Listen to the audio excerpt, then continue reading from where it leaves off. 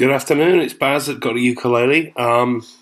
Another instrument review for you, and a sort of instrument that I have never ever reviewed on the website before, which surprises me really, mainly because I'm not a bass player.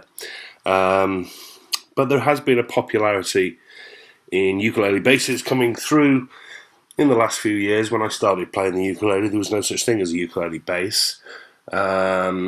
We in our band use a full-scale bass, and if I'm honest, I've never really got the point of a ukulele bass. Fun, I guess, but you know, a bass guitar makes the sound, and the fact that a ukulele is small is because it's a ukulele.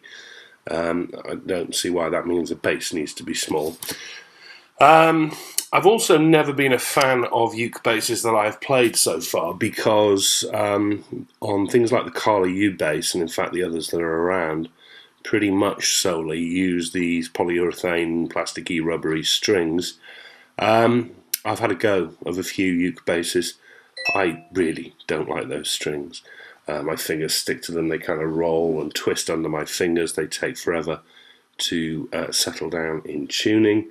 I know why they use them. I like the sound that they make when they're played well, kind of double bassy thump sound, but I just couldn't ever see myself getting one, and I just put that to the back of my mind until Southern Ukulele Store sent me this one to test, which is made by Kamoa. That's the simple Kamoa logo there, and this is the Kamoa E3 ukulele bass. This is an all solid wood instrument. It's an acoustic instrument with a pickup in it, an active pickup. But really, what surprised me is that they are steel wound bass strings. They are not polyurethane. They're real bass strings. And I can get on with things like that a lot better. These are flat wound strings, so there's very little string noise when you slide on them. And they're really rather nice. I was always of the opinion that Carla went with the plastic strings because they couldn't get the tension right to hold for a solid wood instrument, and this incidentally is about the size of a baritone ukulele. How they are getting this to hold with the Kamoa, I don't really know, although looking inside, it doesn't look to be overbuilt, but there's quite a bit of extra bracing there. We've got a V-shaped brace that runs like this, another brace here, brace up the top. There's 3 or 4 pieces of bracing on the back as well, kerfling as well. But they do, and it holds, and it doesn't feel too overly tight, and the top is not dipping. So Kamoa have made a real bass, an acoustic bass guitar, basically, in the shape of a baritone scaled ukulele. It comes in this red stained finish, which is rather nice. You can also get it in natural. The top is solid spruce. Otherwise pretty plain, not a lot of grain in that.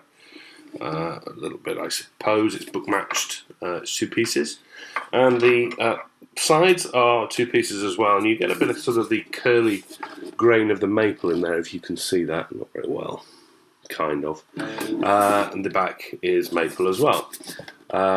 So fairly nice. It's got some cream plastic edge binding with some black, white, black trim. Rosewood bridge holding the saddle there. The saddle appears to be new bone or something similar. I like the shape of that saddle. That's kind of nice. It reminds me of a Taylor guitar, and it uses bridge pins as well, which some people like. I find them a bit fiddly, but I can understand it. You wouldn't want to be tying metal strings at the end of this this bridge piece, and these are regular ball end strings, I suspect, by the look of the winding at the end. A bit of rosette detail on the label inside, nothing too fancy.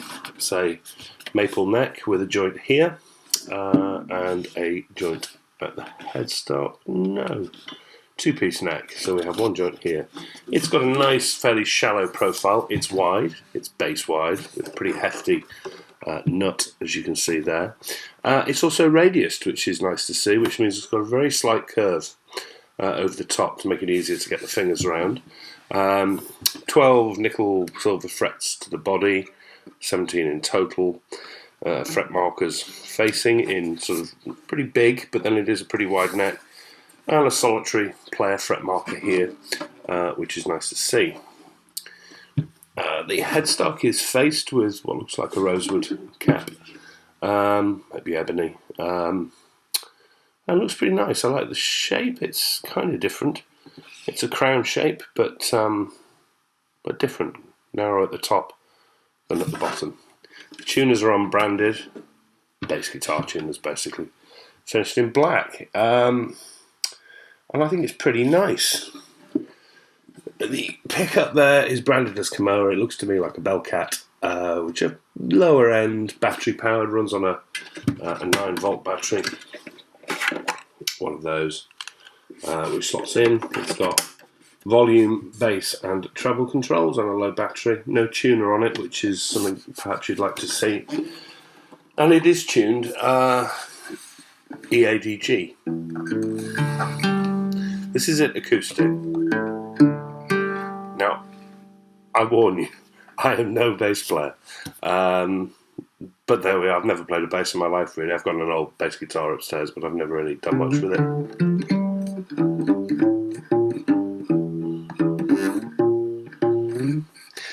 It immediately strikes me as being a lot louder acoustically than the Carla U basses. Now, you're still not going to be really heard, maybe if you play with a pick.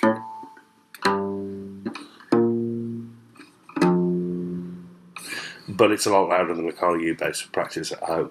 But of course, like the Carla U bass, we have a strap button jack socket, and I can plug it in. Now this isn't into a bass amp, it's just into a portable battery amp, but you'll get the idea. So there you go. Now one thing I do find is it's a killer for feedback, but I am sat right opposite the amplifier here.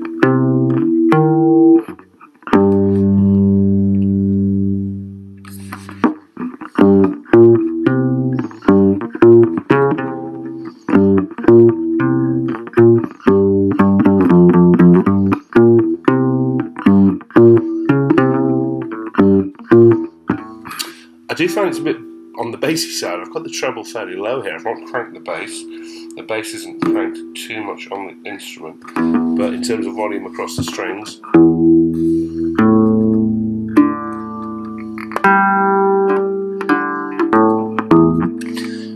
strings 1 and 4 seem to be louder than 2 and 3, but that may just require a little bit of shimming or adjustment of the Pete Said strip underneath.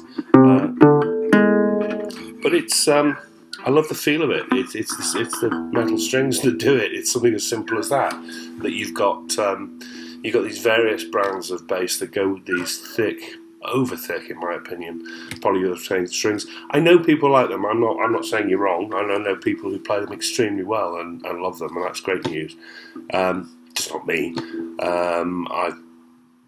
I think had they brought out a steel strung bass at the very beginning by Carla, I may well have bought one, I may well be playing one, but they didn't. This one though, kind of ticks the boxes for me. I like it a lot. And I know a lot of people out there have been eager to understand what it's about. It's as simple as that. Think of an acoustic bass guitar, but in a baritone body shape, or teleguitar type shape. And that's what you've got. It's bass guitar in every way, really. And that brings me back to the whole point of why do you need a bass ukulele in the first place? Just buy a bass.